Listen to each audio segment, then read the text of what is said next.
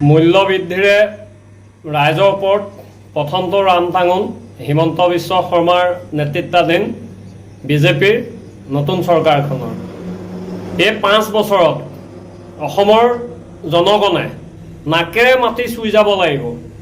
কাৰণ কংগ্ৰেছৰ 15 বছৰীয়া শাসন আছিলে অসমত 2016 চনৰ আগলৈকে। তাৰ যেটো লাষ্ট 5 বছৰ, সেই 5 বছৰত মানুহ অতিষ্ঠ হৈছিলে। ঠিক একেদৰে বিজেপিৰ এই 5 বছৰত শাসনৰ এই 5 বছৰত অসমীয়া ৰাইজে নাকেৰে মাটি চুই যাব লাগিব। কাৰণ কিয় জানে, এবাৰ বিধানসভাখনত বিৰোধী দলপতিও নাই, চৰকাৰ যোনেই কৰে কথা নাই।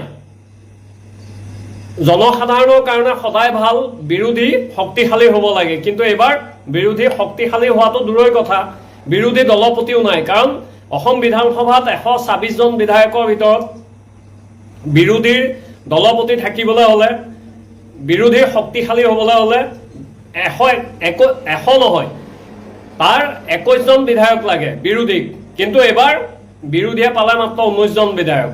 গতিকে যেতিয়া বিৰোধী দুৰ্বল, ৰজাই যি মন যায় তাকে কৰিব পাৰিব। সেইকাৰণে আজি প্ৰথমটো ৰামটাঙোন আৰম্ভণি হৈছে। আৰু এতিয়া যিসকল ভক্তই টিটকাৰী মাৰিছিলে বিৰোধী নহ'লেও হ'ব, বিৰোধী দলপতি কি দৰকাৰ, এইবিলাক সলনি হ'ব লাগে, আমুক তামুক, সেইসকলক কৈছোঁ এতিয়া হাততালি বজা, থালি বাতি বজা। তহঁতি মানে গণতান্ত্ৰিক দেশত বিৰোধীৰ ভূমিকা কি অন্ধভক্তসকলে কেতিয়াও বুজি নাপায়। কাইলৈ যদি বিজেপি গৈ পেলাই বেলেগ চৰকাৰ অসমত আহে অনাগত দিনত, আমি তেতিয়াও বিৰোধী শক্তিশালী হোৱাটো বিচাৰিম। কাৰণ বিৰোধী শক্তিশালী হ'লে ৰাইজৰ কাৰণে ভাল, জনতাৰ কাৰণে ভাল। আজি যিসকল চাকৰিয়াল আছে সেইসকলৰ ইমান গাত নালাগে। খাটি খোৱা যিখিনি মানুহ, সেই মানুহখিনিয়ে হাৰাশাস্তি ভুগিব, বা সকলোখিনি মানুহে হাৰাশাস্তি ভুগিব। আঁচনি দিছে, কিন্তু সেই আঁচনিয়ে কিমান কি কৰিব? আঁচনিয়ে মানুহক সকাহ দিব নোৱাৰে। যিদৰে মূল্যবৃদ্ধি হ'ব, অত্যাৱশ্যকীয় সামগ্ৰী আজি 20 টকালৈকে হৈছে, কোনো সামগ্ৰীক বেছিকৈ মূল্যবৃদ্ধি 20 টকা পৰ্যন্ত হৈছে। পেট্ৰল ডিজেলৰ দাম বাঢ়িছে। পেট্ৰল ডিজেলৰ দাম বঢ়া মানে প্ৰতিজন নাগৰিকে হাৰাশাস্তি খাব, তাৰ ফলটো ভোগ কৰিব।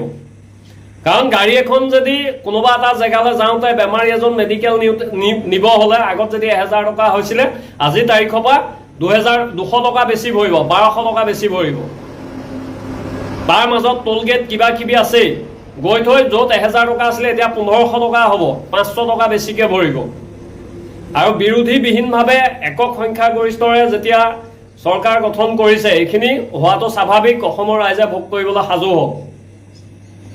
কাৰণ অসম আন্দোলন যেতিয়া অসমত হৈছিলে, মই বাৰু সেই সময়ত মোৰ জন্ম নাই, কিন্তু সেই বস্তুবিলাক পঢ়িছোঁ। তেতিয়া অসমৰ ৰাইজে হিল দল ভাঙি ওলাই আহি ভোট দি পেলাইও ইমান চিট, 100-2খন চিট কিন্তু বিৰোধীয়ে চৰকাৰ কৰিবলৈ পোৱা নাছিলে। তেতিয়াও কিন্তু তলত পাইছিলে, 80খনৰ তলত। কিন্তু এইবাৰ সকলো ৰেকৰ্ড ভংগ কৰি বিজয় কৰাইছে। আৰু এতিয়া সেই হেতুকে ৰামটাঙোন খাবলৈ সাজু হৈ থাকক। এতিয়া এই ভিডিঅ'টো মই কথাখিনি কৈ ছ'চিয়েল মিডিয়াত যেতিয়া এৰিম, কিছুমান আহিব অন্ধভক্ত ভুকিবৰ কাৰণে, কিন্তু সেইসকলে অকল ভুকিবহে জানে, মগজ শূন্য সেই সোপাৰ, তাৰ বাদ দি একো নাজানে। অন্ধভক্ত হৈ পেলাই কাৰোবাক তেল মালিচ কৰি কিবা সুবিধা এটা ল'ব পাৰিব, তাৰ বাদ বাকী পৃথিৱীৰ কথা একো গম নাপায়। ধন্যবাদ। জয় অসম।